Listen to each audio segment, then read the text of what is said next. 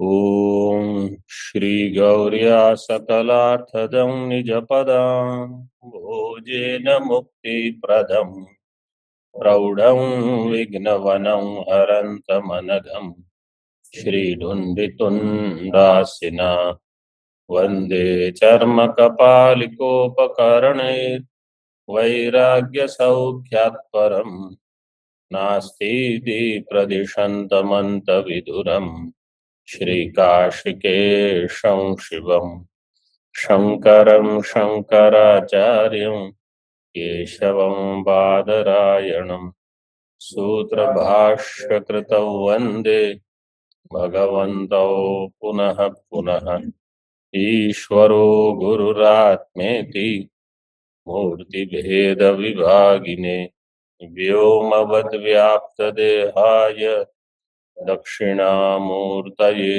नमः। ओम शांति शांति शांति। क्या सूत्र चल रहा है?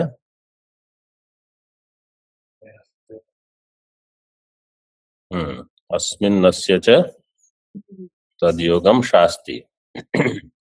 इस सूत्र में समस्त अधिकरण की व्याख्या कर रहे हैं भगवान भाष्यकार। किस मत के अनुसार?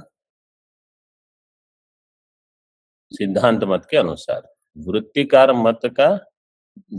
मत की व्याख्या प्रत्येक सूत्र में हुई, 12वें सूत्र से आरंभ करके। अब सबका खंडन इस सूत्र में भगवान करते हैं भाष्यकार, और सिद्धांत मत के अनुसार सबकी व्याख्या कर रहे हैं, लेकिन अलग अलग नहीं, सब एक साथ बता रहे हैं। पूर्व पक्ष ने कहा कि आनंदमय जो है वो वास्तव में ब्रह्म है। पूर्व पक्ष मतलब एक वृत्ति, एकदेशी। वृत्तिकार मत ने कहा आनंदमय है वो ब्रह्म है, और सिद्धांति ने कहा फिर ये ब्रह्म पुच्छम कैसे हो सकता है? ब्रह्म पुच्छम प्रतिष्ठा ऐसे कहा है। पूर्व पक्षी का प्रश्न था कि ब्रह्म तो पुच्छ हो नहीं सकता, लेकिन ऐसा शब्द प्रयोग दिया है तो प्रधान नहीं होगा ऐसे। सिद्धांत ने कहा ऐसा नहीं है, प्रकृत जो प्रकृत ब्रह्म है, सत्यम ज्ञानम अनंतम ब्रह्म, वही ब्रह्म उच्छम प्रतिष्ठा, इस प्रकार से बताया गया है। तो पूर्व पक्ष कहता है आनंदमय अवयवत्वेनापि ब्रह्मणि विज्ञान माने न प्रकृतत्वं हीयते। आनंदमय के अवयव रूप में ब्रह्म का ज्ञान होने पर भी प्रकरण रह सकता है वही सत्यम ज्ञानम अनंतम ब्रह्म वाला। क्यों? क्योंकि आनंदमय ही ब्रह्म है, ऐसे पूर्व पक्ष ने कहा। अब टीका में देखिए, एकस्यैव गुणत्वं प्रधानत्वं च विरुद्धम इत्याह। एक ही ब्रह्म जब सत्यम ज्ञानम अनंतम ब्रह्म कहा जाता है तब प्रधान हो, और जब ब्रह्म पुच्छम प्रतिष्ठा तो आनंदमय का अवयव हो वो ब्रह्म, इसलिए गौण हो जाए, ऐसा संभव नहीं है। एकस्यैव गुणत्वं प्रधानत्वं च विरुद्धम इत्याह अत्रोच्यते। तथा सती तदेव ब्रह्मानंदमय आत्मा अवयवी तदेव च ब्रह्मपुच्छम प्रतिष्ठा अवयव इति असामंजस्यम स्यात्।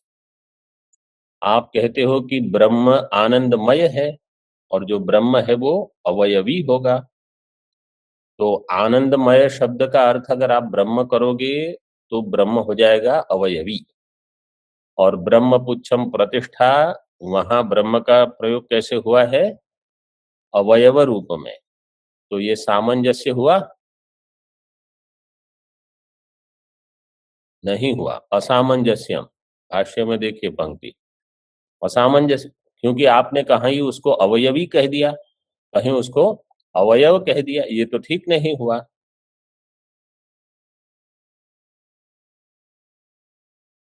तत्र विरोध निरासाय अन्यतरस्मिन् वाक्ये ब्रह्म स्वीकारे उच्च वाक्ये ब्रह्म स्वीकार्यम इत्याह। इस विरोध का निराश करने के लिए क्या करना पड़ेगा? अन्यतरस्मिन् वाक्ये ब्रह्म स्वीकारे। वहां तो ब्रह्म का स्वीकार कर ही रहे हैं, सत्यम ज्ञानम अनंतम ब्रह्म जिसका प्रकरण है, तो उस वाक्य में अगर ब्रह्म का स्वीकार किया है तो ब्रह्म पुच्छम प्रतिष्ठा, यहां पर भी ब्रह्म का स्वीकार करना पड़ेगा। मतलब यहां ब्रह्म का अवयवी रूप में स्वीकार करेंगे कि अवयव रूप में स्वीकार करेंगे?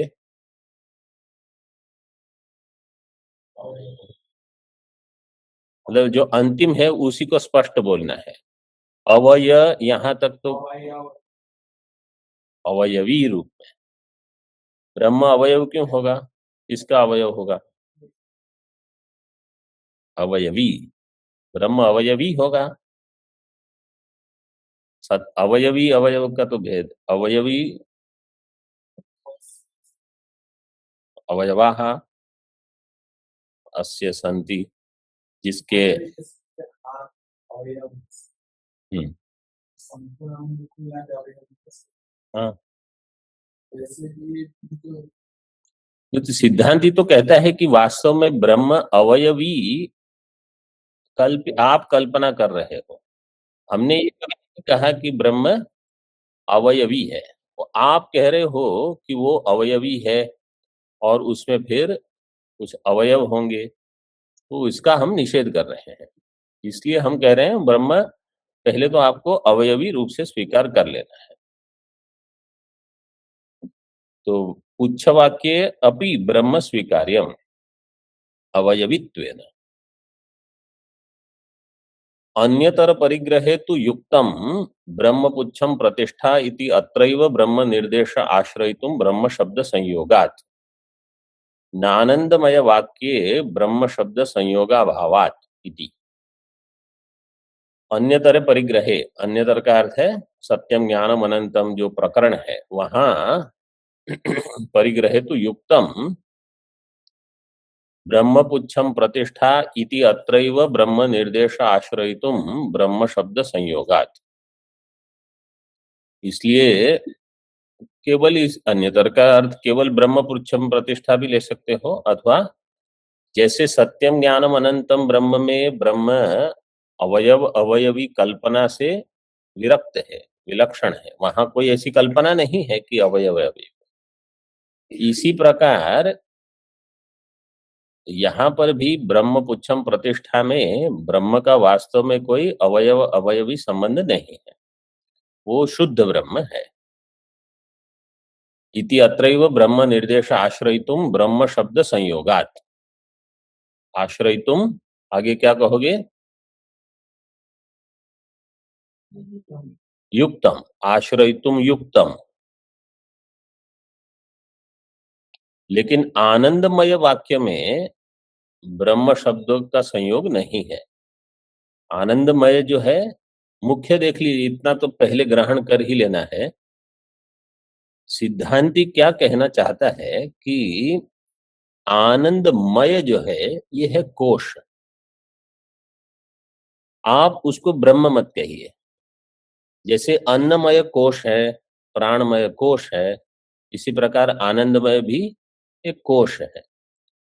ब्रह्म जो है पांचों कोशों से विलक्षण है, तो आप आनंदमय को ही ब्रह्म बता रहे हैं। आनंदमय के बाद अन्योन्तर आत्मा इस प्रकार से वाक्य नहीं है, लेकिन इसका अर्थ ये नहीं है कि आनंदमय ब्रह्म है। वो अंतिम पर्याय है, लेकिन वो कोश ही है। इसलिए आनंदमय वाक्य ब्रह्म शब्द संयोग अभावात। आनंदमय वाक्य में ब्रह्म शब्द का संयोग नहीं है।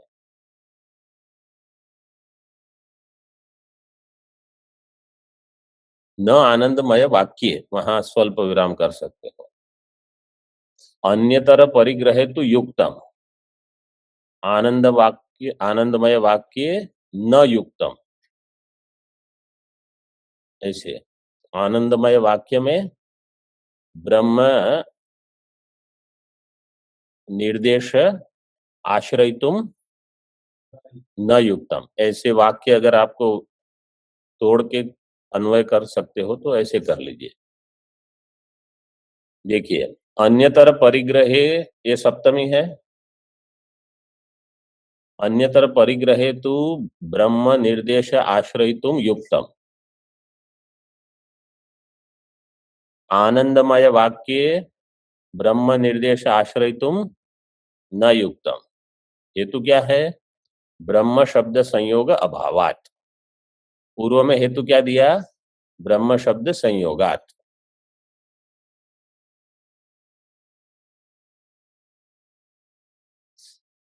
आनंदमय वाक्य में ब्रह्म का संयोग कहीं हुआ ही नहीं है वास्तव में।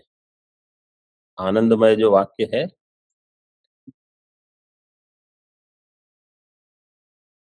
ये देखिए, इसको समझ लीजिए फिर से। आनंदमय कोश जो है ना, उसमें प्रियमेव शिरः, दक्षिण पक्ष मोद, उत्तर पक्ष प्रमोद, इतना बता दिया। आनंद आत्मा, कोश का वर्णन पूरा हो गया। ब्रह्म पुच्छम प्रतिष्ठा, ये जो वाक्य है, ये आनंदमय कोश के लिए नहीं है। ब्रह्म पुच्छम प्रतिष्ठा किसके लिए है?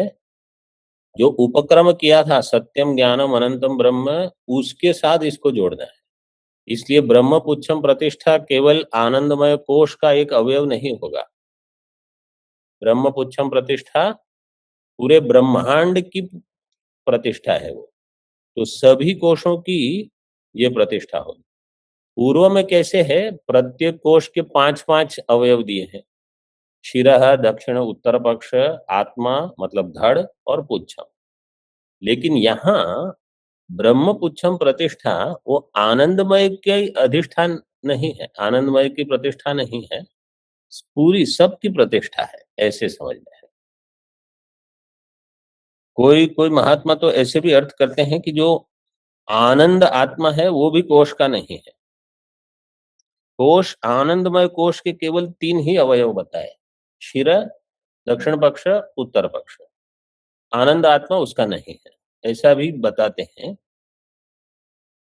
अथवा आप लीजिए 4, लेकिन ब्रह्म पुच्छम प्रतिष्ठा तो बिल्कुल अवयव, कोश का अवयव इस रूप से नहीं है वो। क्योंकि जब कोश के अवयव में बताओगे तो आपत्ति क्या हो जाएगी? वो एक अवयव हो जाएगा, वो अवयव हुआ तो गया।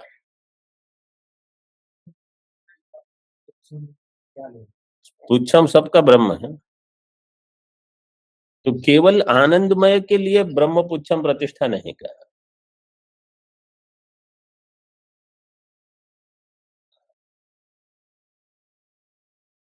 आगे बता रहे हैं, अपिच ब्रह्म पुच्छम प्रतिष्ठा इति उक्त्वा इदम उच्यते।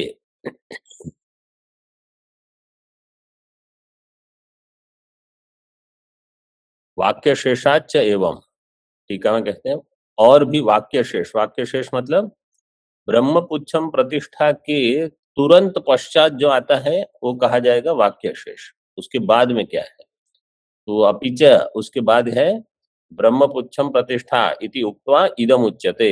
तदप्येष श्लोको भवति असन्नेव स भवति असद ब्रह्मेति वेद चेत अस्ति ब्रह्मेति चेद वेद संतमेनम ततो विदुरिति। ये है शेष वाक्य। तो इसमें क्या कहते हैं कि इस संदर्भ में एषः श्लोको भवति, तदपि एषः श्लोको भवति। असन्नेव स भवति असद ब्रह्म इति वेद चेत। वह असत हो जाएगा अगर वो अपने आप को, अगर वो कहता है कि ब्रह्म असत है। ब्रह्म को असत रूप से जो जानता है वो क्या हो जाएगा? असत हो जाएगा। और अस्ति ब्रह्मेति चेद वेद, जो ब्रह्म को अस्थि रूप से जानता है तो उसको क्या प्राप्त होगा? एनम संतम विदुः इति। तो उसको, इस जानने वाले को कैसे जानेंगे? अच्छा, इसने ब्रह्म, क्योंकि विदुः ते विदुः, ये तो बहुवचन है। प्रथम पुरुष, तो एनम संतम विदुः, विद्वांसः, जो ज्ञानी लोग हैं वो क्या जानते हैं? अरे ये तो अपने आप को इसने ब्रह्म समझ लिया। जो ये जानता है कि ब्रह्म है इस रूप से, उसने अपने आप को ब्रह्म रूप से जान लिया। ऐसे यहाँ ये श्लोक कहता है, अस्ति ब्रह्म इति चेद वेद एनम ततः संतम विदुः। लोग जानते हैं, इसको ब्रह्म रूप से जानते हैं। तो यहाँ किसको जानना और किसको नहीं जानना, इसके बारे में बताया है इस श्लोक में। ब्रह्म को, जो ये कहता है ब्रह्म नहीं है, वो स्वयं ही असत हो जाता है। जो ये कहता है ब्रह्म है, वो स्वयं ब्रह्म हो जाएगा, ऐसे कहा। तो ब्रह्म के भाव अभाव को बताया है, न कि आनंदमय के। ये सिद्धांति बता रहा है। तो मतलब यहाँ तो केवल श्लोक में इतना कहा, कहने मतलब अपरोक्षत्वेन, जो भी ज्ञानी होगा वो कहेगा मैं ब्रह्म हूँ, तो कहने मात्र थोड़ी होगा वो, मतलब उनका अनुभव है। ऐसे यहाँ ऐसे अर्थ कर लीजिए। टीका में देखिए तत्कार्थे तत्र ब्रह्मणि श्लोको अपि तदपि एष श्लोको भवति। तत्कार्थे ब्रह्म में ये श्लोक है।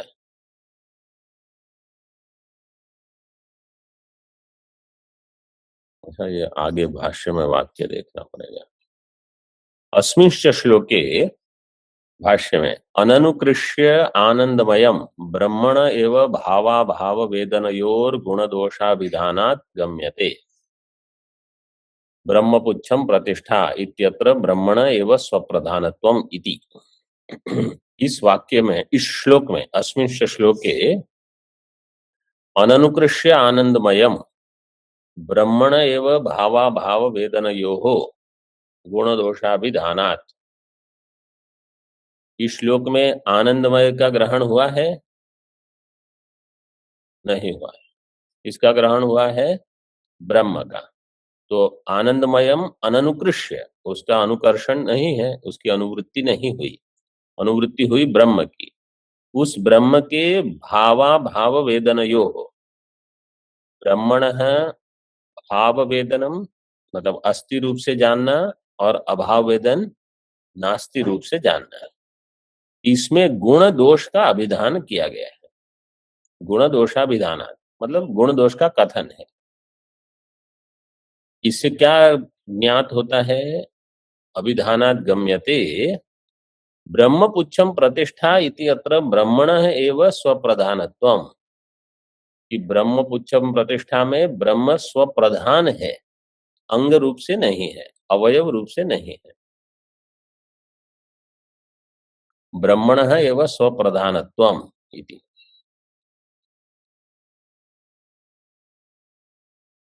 तो मैं क्या बता रहा था कि जहां ऐसा कहते हैं कि आनंदमय कोश के 3 अवयव हैं, प्रिय मोद प्रमोद, इसके बाद अगर ये वाक्य आता है आनंद आत्मा ब्रह्मपुच्छम प्रतिष्ठा, तो कोई ऐसे अर्थ करते हैं कि आनंद रूप आत्मा है, सच्चिद आनंद रूप आत्मा, और ब्रह्म है अधिष्ठान, और वही आनंद रूप आत्मा ब्रह्म रूप से अधिष्ठान है। ऐसे कोई ऐसे अर्थ करते हैं। अथवा आप ऐसे अर्थ कर लो कि कोश जो है उसके 4 अंग हैं, प्रिय मोद प्रमोद। तो प्रिय, मोद और प्रमोद ये अवयव होंगे आनंद के। जैसे जो धड़ है उसी के अवयव होंगे शीर, हस्त आदि, तो उसके ये अवयव है। और ब्रह्मपुच्छम प्रतिष्ठा ये सारे सारी सृष्टि की ये प्रतिष्ठा है। जिस ब्रह्म से सारी सृष्टि हुई वही ब्रह्म सबकी प्रतिष्ठा होगा। क्यों? क्योंकि सबका उपादान कारण ब्रह्म ही बताया गया है आरंभ से। सबकी उत्पत्ति ब्रह्म से बताई है। इस प्रकार से वो आगे प्रतिष्ठा शब्द की व्याख्या आगे करेंगे। इति अत्र ब्रह्मणः स्वप्रधानत्वम् एव, ब्रह्मणः एव स्वप्रधानत्वम् न च आनंदमयस्य आत्मनो भावाभाव शंका युक्ता। आनंदमय जो है इसमें न च आनंदमयस्य, आनंदमयस्य किम ब्रह्मणः स्वप्रधानत्वम्, ब्रह्मणः एव स्वप्रधानत्वम् इति न च आनंदमयस्य। तो आनंदमयस्य किस, उसका अन्वय क्या करोगे? स्वप्रधानत्वम, आनंदमय स्वप्रधान नहीं है। और जो ब्रह्म के भावा, क्योंकि अगर आनंदमय ही ब्रह्म होता तो तदप्येष श्लोको भवति, वो किसको बताता? आनंदमय को। और वहां पूर्व पक्ष कहता है कि ब्रह्म शब्द से आनंदमय लेंगे, तो भावा भाव वेदन किसका होना चाहिए? आनंदमय का।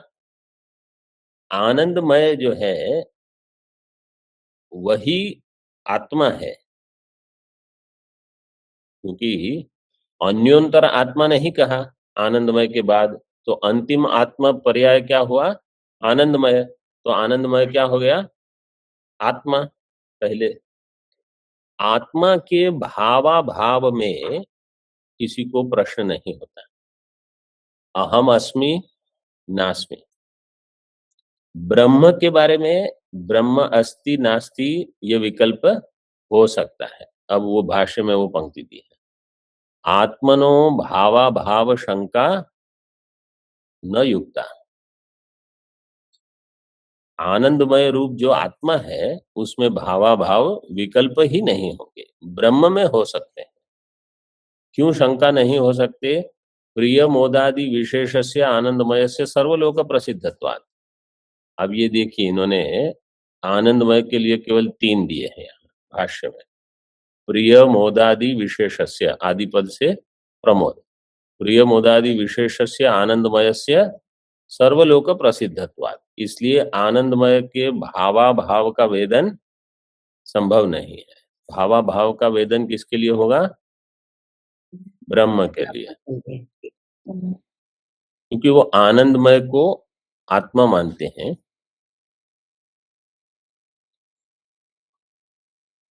प्रियमोद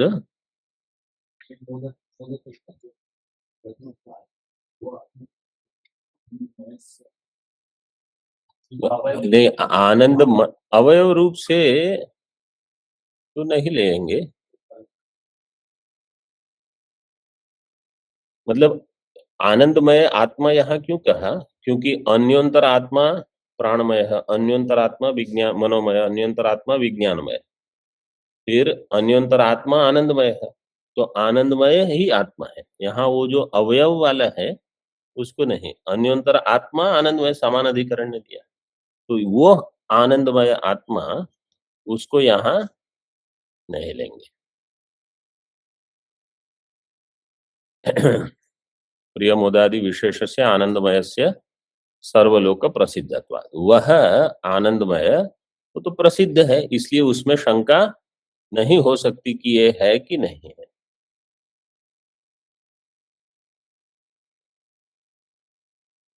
पुच्छ शब्द से गतिम पृच्छति। अब प्रश्न क्या है? ठीक है, पुच्छ शब्द का अर्थ क्या है? पूर्व पक्षी कहते हैं, कथम पुनः स्वप्रधानम सद ब्रह्म आनंदमयस्य पुच्छत्वेन निर्दिश्यते। स्वप्रधानम सद ब्रह्म आनंदमयस्य पुच्छत्वेन कथम निर्दिश्यते।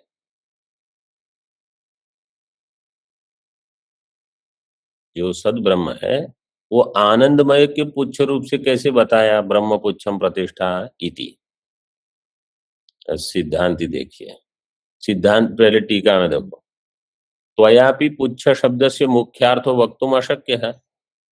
आप हमको कहते हो कि पुच्छ का मुख्य अर्थ नहीं ले सकते। हम कहते हैं आप आनंदमय के पुच्छ में ब्रह्म शब्द पुच्छ शब्द का व्यवहार कैसे करोगे? पुच्छ शब्द से मुख्यार्थो वक्तुम त्वयापि न शक्य है। क्यों? ब्रह्मणः आनंदमय, पूर्व पक्ष मतलब वृत्तिकार मत में ब्रह्म क्या है? आनंदमय। ठीक है, आनंदमय लांगुलत्व अभावात, लांगुल का अर्थ है पुच्छ। आनंदमय में कोई ऐसी पूंछ लटकती होगी जिसका नाम आप कहोगे ये ब्रह्म है? आप भी नहीं इसका अर्थ करोगे, मतलब आपको भी वाच्यार्थ त्याग करना पड़ेगा, आपको भी कुछ लक्ष्यार्थ ही लेना पड़ेगा।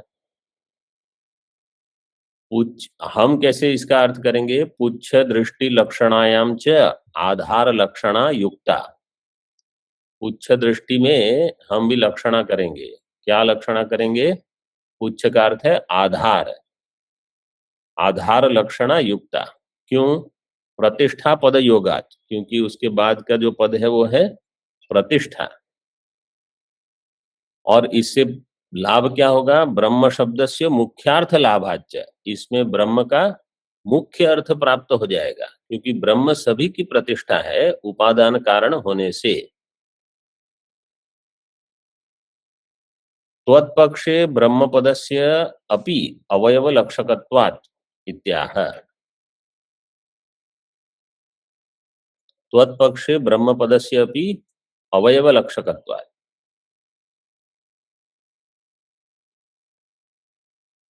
पूर्व पक्ष कहेगा कि आपके पक्ष में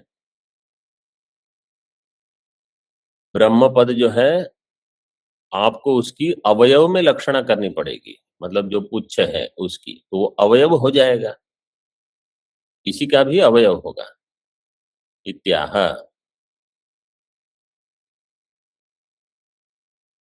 तो हमारे मत में इसमें दोष नहीं है, नैष दोष है। पुच्छवत पुच्छम प्रतिष्ठा परायणम एकनीडम लौकिकस्य आनंद जातस्य ब्रह्मानंद इति एतदनेन विवक्ष्यते। ये कथम पुनः है? ये पूर्व पक्ष है, नैष दोष सिद्धांति है।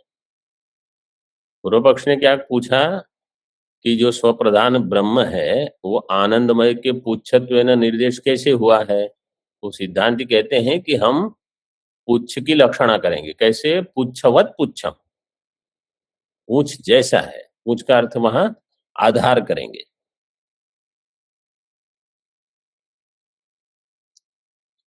तो आधार अर्थ का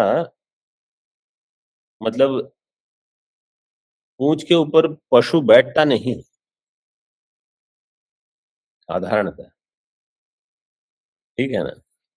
लेकिन जो आधार अंश जो है वह प्रतिष्ठा है, मतलब वहां हम जैसे बैठते हैं अभी, तो कैसे एक स्थिर विश्रांति रहती है कि अब हिलेंगे नहीं ऐसे, तो प्रतिष्ठा इसका अर्थ है, आधार इस अर्थ में दिया है कि जहां आप स्थिर हो, जहां आप प्रतिष्ठित हो, तो वही है अधिष्ठान। हाँ, नीचे सपोर्ट है ना, पीछे भी सपोर्ट न भी हो। अरे पूछ तो क्या है, और पशुओं को पूछ तो केवल मक्खी उड़ाने के ही उपयोग करते हैं, जैसे गौ वगैरह।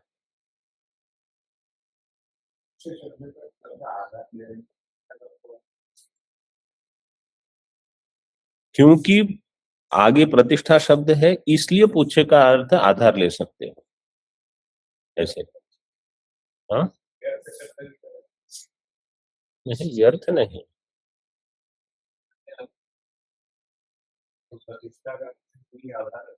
हाँ, लेकिन उच्छम प्रतिष्ठा तो उच्च शब्द तो वहां क्यों दिया है? क्योंकि अगले पहले के जो चार कोश है उन सब में भी पुच्छ पुच्छ बताया है, तो इसको उसी प्रकार से बताया है। उच्छम प्रतिष्ठा परायणम एक नीडम लौकिकस्य आनंद जातस्य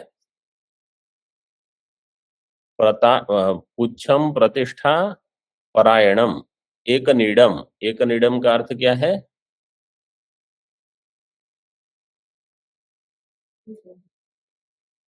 सामानाधिकरण्यम। एक नीडम का अर्थ है, ये जो उपदेश साहस्य में बैठते हैं उनको ये अभी आया है ये शब्द, सत शब्द और त्वम शब्द, सत और त्वम एक नीडव, समानाधिकरण्य के लिए एक नीड, एक वृत्ति, ये सारे शब्द प्रयोग होते हैं। लौकिकस्य आनंद जातस्य ब्रह्मानंद इति एतद अनेन विवक्ष्यते।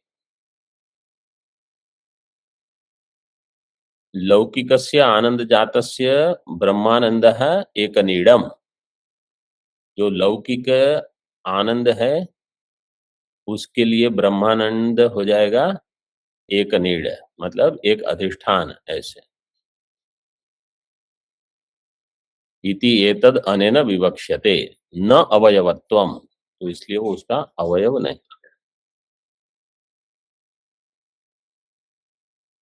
टीका में देखिए, पुच्छम इति आधारत्व मात्र मुक्तम, प्रतिष्ठा इति एक नीडत्वम। पुच्छ शब्द से आधारत्व बता दिया, प्रतिष्ठा इससे एक नीडत्वम। एकम, एक नीडत्व का अर्थ करते हैं एकम मुख्यम नीडम अधिष्ठानम सोपादानस्य जगतः। पूरा जगत उस जो उपादान सहित है, उपादानेन सह वर्ततेति सोपादानम जगत, एकम मुख्यम नीडम अधिष्ठानम, तो उसका जो अधिष्ठान है वो मुख्य है,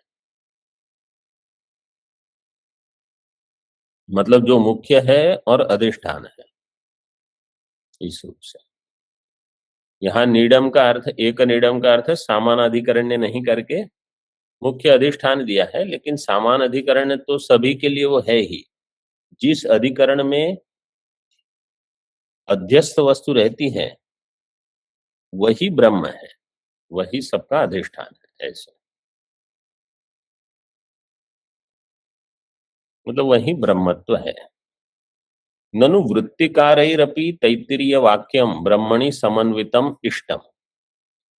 वृत्तिकार मत में भी इस तैत्तिरीय वाक्य का समन्वय तो ब्रह्म में ही इष्ट है, वो भी मानते हैं।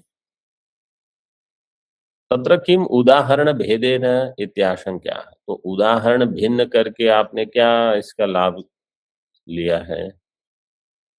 अपिच,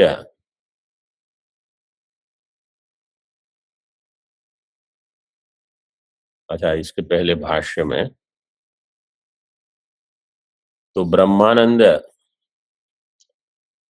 पुच्छवत पुच्छम प्रतिष्ठा परायणम एक नीडम लौकिकस्य आनंद जातस्य ब्रह्मानंद इति एतद अनेन विवक्ष्यते न अवयवत्वम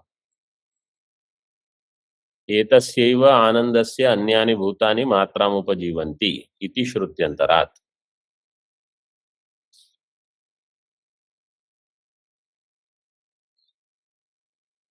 ये जो ब्रह्मानंद है उसको पुच्छ शब्द से बताया है, अवयव रूप से नहीं बताया। क्यों? क्योंकि आगे कहते हैं एतस्यैव आनंदस्य अन्यानि भूतानि मात्राम उपजीवन्ति, अन्य उपनिषद में बृहदारण्यक में कहा। इसी आनंदमय के मात्रा से समस्त अन्य भूत अपना जीवन चलाते हैं, उपजीवंती, वो उपजीवी बनेंगे, उपजीवी हो जाएगा आनंदमय ब्रह्म।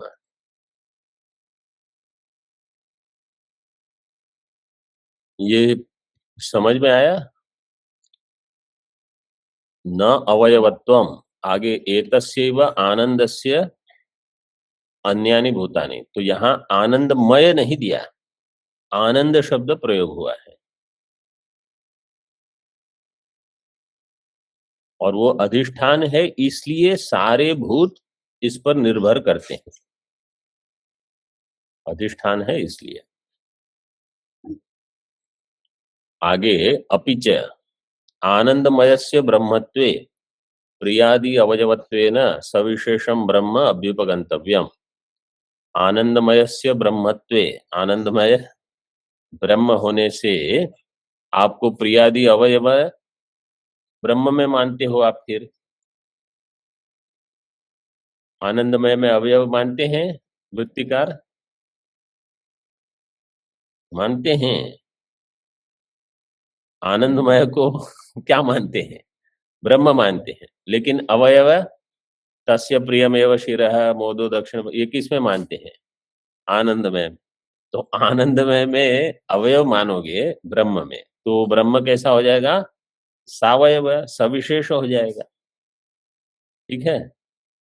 आनंदमयस्य ब्रह्मत्वे प्रियादि अवयवत्वेन सविशेषम ब्रह्म अभ्युपगंतव्यम त्वया, आपके द्वारा ब्रह्म सविशेष स्वीकार करना पड़ेगा। लेकिन ब्रह्म कैसा है? निर्विशेष है। ये टीका में देखिए, यत्र सविशेषत्वम तत्र वांग मनस गोचरत्वम इति व्याप्तेः। यत्र यत्र सविशेषत्वम तत्र तत्र वांग मनस गोचरत्वम। लेकिन ब्रह्म कैसा है? अवांग मनस गोचर, ये हेतु दे दिए। ये व्याप्ति है। अत्र व्यापक अभाव उक्त्या निर्विशेषम उच्यते।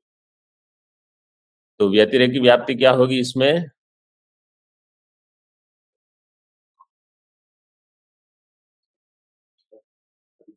यत्र अवाङ्मनस्य गोचरत्व अभावः तत्र तत्र सावयवत्व अभावः। यत्र यत्र अवांग मनस गोचरत्व अभाव कि वांग मनस गोचरत्व अभाव? यत्र यत्र वाङ्मनस गोचर अभावः। वांग मनस गोचरत्वाभाव, गोचरत्व अभाव। यत्र यत्र वांग मनस गोचरत्वाभाव तत्र तत्र सविशेषत्वाभाव और निर्विशेष। आपने क्या प्रश्न किया?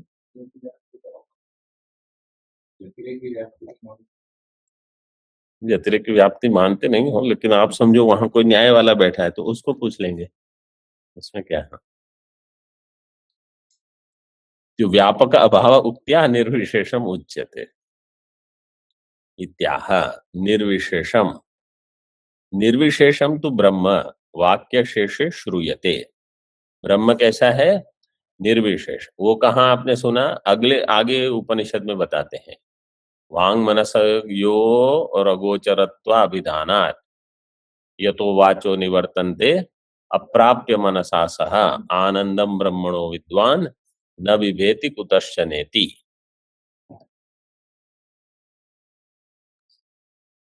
हाँ, लेकिन इसको उदाहरण दिए हैं क्योंकि वहां जो है वो उपासना का प्रकरण है। वो जो 2:5-2:4 में आता है वो उपासना के संदर्भ में है। ये तो वाचो निवर्तन्ते, और ये ज्ञान का प्रकरण है क्योंकि वहां तो विज्ञानमय कोश के लिए है वो। यतोवाचो हिरण्यगर्भ के लिए भी यतोवाचो निवर्तन्ते संभव मान सकते हो आप। और यहाँ ब्रह्म के लिए शुद्ध ब्रह्म, सोपाधिक नहीं।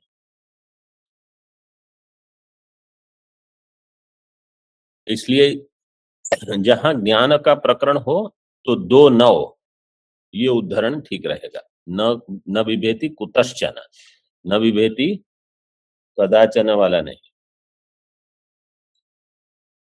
ये गीता में भी ऐसे ही आया था। तो ब्रह्म निर्विशेष है। आपको प्रिय मोद प्रमोद मानोगे तो सावयव स्वीकार करना पड़ेगा, ये भी आपत्ति हो जाएगी फिर। निवर्तन्ते इसका अर्थ है अशक्ताः इत्यर्थः। वांग मनसः निवर्तन्ते मतलब वो समर्थ नहीं है ब्रह्म को प्रकाशित करने में। न वाक समर्थ है ब्रह्म को प्रकाशित करने में, न वृत्तियां समर्थ है। सविशेषस्य मृषात्वात् अभयम च अयुक्तम। जो सविशेष होगा वो सत्य होगा कि मिथ्या होगा? मिथ्या होगा। इसलिए वहां अभय संभव नहीं है।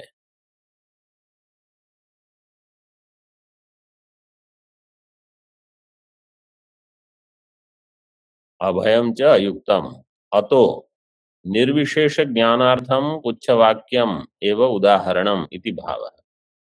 इसलिए निर्विशेष के ज्ञान के लिए उच्च वाक्यम एवं उदाहरण। निर्विशेष ज्ञान के लिए उच्च वाक्य ही उदाहरण इति भावः। प्राचुर्यार्थक मयटा सविशेषोक्तौ निर्विशेष श्रुति बाध उक्तः। प्राचुर्यार्थक मयटा, प्राचुर्य अर्थ में अगर आप मयट प्रत्यय प्रयोग करोगे, उन्होंने क्या कहा, अन्नमय प्राणमय मनोमय विज्ञानमय, इसमें विकारार्थ मयट, और उसी प्रवाह पतित होने पर भी क्योंकि इसके बाद में कुछ नहीं कहा है इसलिए आनंदमय के लिए प्राचुर्य अर्थ में मयट। तो प्राचुर्यार्थक मयटा, इससे क्या होगा, सविशेष उक्तौ, सविशेष उक्ति होने से निर्विशेष श्रुति का बाद हो जाएगा, निर्विशेष श्रुति बाद है। दोषांतरम आह अपि च आनंद प्रचुर इत्युक्ते दुखास्तित्वम अपि गम्यते। ये थोड़ा विस्तृत है, 2-3 शब्द है, मतलब 2-3 वाक्य है, लेकिन इसको आप समझ लो थोड़ा। अपि च देखिए भाष्य में क्या कहते हैं, आनंद प्रचुर इत्युक्ते दुखास्तित्वम अपि गम्यते।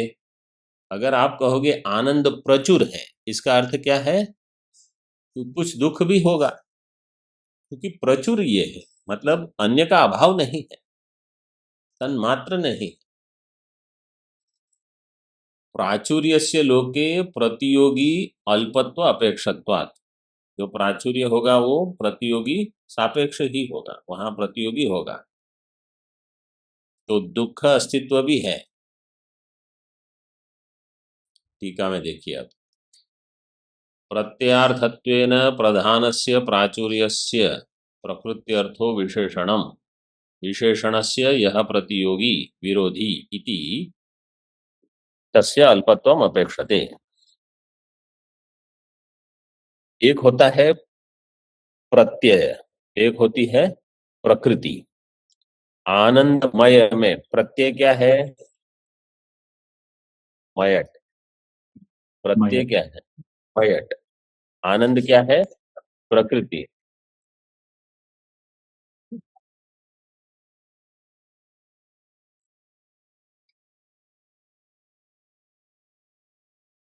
आनंद है प्रकृति, मयट है प्रत्यय।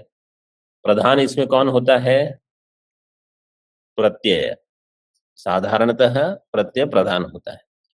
तो अगर आप कहोगे प्राचुर्य अर्थ में मयट है, तो प्राचुर्य प्रधान हो जाएगा, तो आनंद गौण हो जाएगा।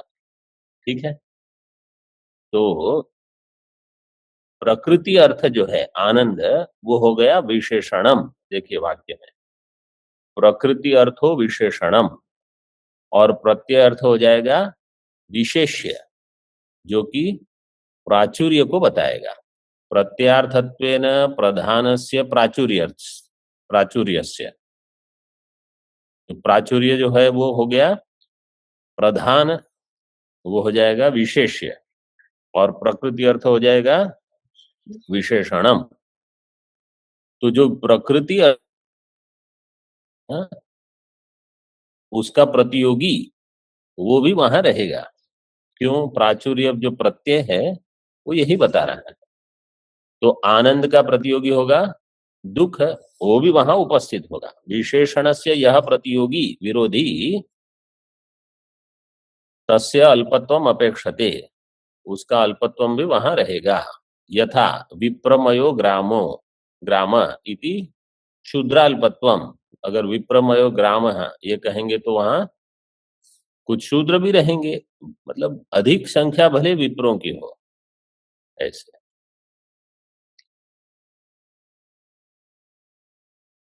भाष्य में हमने देख लिया, प्राचुर्यस्य लोके प्रतियोगी अल्पत्वापेक्षत्वात्। ओम पूर्णमदः पूर्णमिदं पूर्णात् पूर्णमुदच्यते पूर्णस्य पूर्णमादाय पूर्णमेवावशिष्यते। ओम शांति शांति शांति। शंकरं शंकराचार्यं केशवं बादरायणं सूत्रभाष्यकृतौ वन्दे भगवन्तौ पुनः पुनः। ईश्वरो गुरुरात्मेति मूर्तिभेदविभागिने व्योमवद्व्याप्तदेहाय दक्षिणामूर्तये नमः। ओम शांति शांति शांति।